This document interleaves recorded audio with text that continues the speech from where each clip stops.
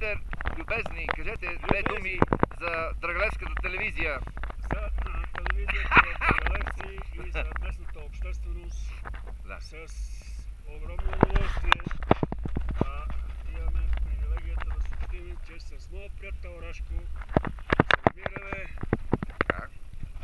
Ето ме, да ни кажете, с съответния лифт точно покрай величествената планинска верига, която се нарича Continental Divide.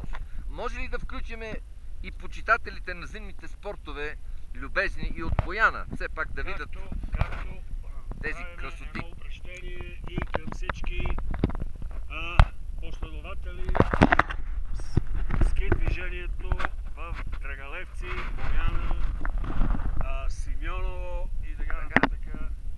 И им изпращаме нашите сърдечни поздрави. Некои поименно Бъклица.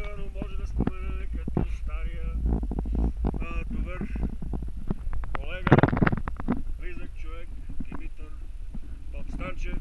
Да, мой приятел също. На него нашите сърдечни поздрави. Да види тези красоти. Добро здраве, добруване на него, на неговото семейство.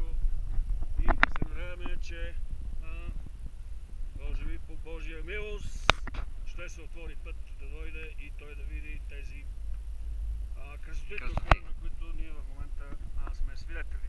Окей, нека да покажем сега на драгите зрители това, което те не виждат. Снежната покривка е твърде добра, даже може да се каже изключително добра за това време на сезона, средата на декември и е някъде към...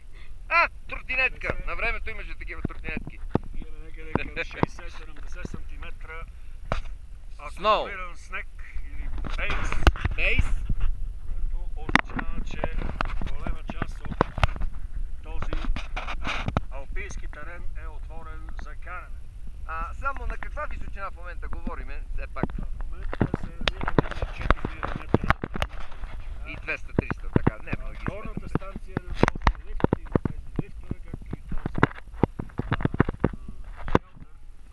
точно на върха на планината, Уей е 4200 метра. Благодаря, изключително добре осведомихте обществеността в Драгалевци и Бояна. Бояна, скиорските общности, ски учителски общности от 70-те, 80-те години на развитие социализъм и зората и развитата демокрация в народно социалистическа, християнско-демократична, капиталистическа народна република България. Както казва другар Живков, социализъм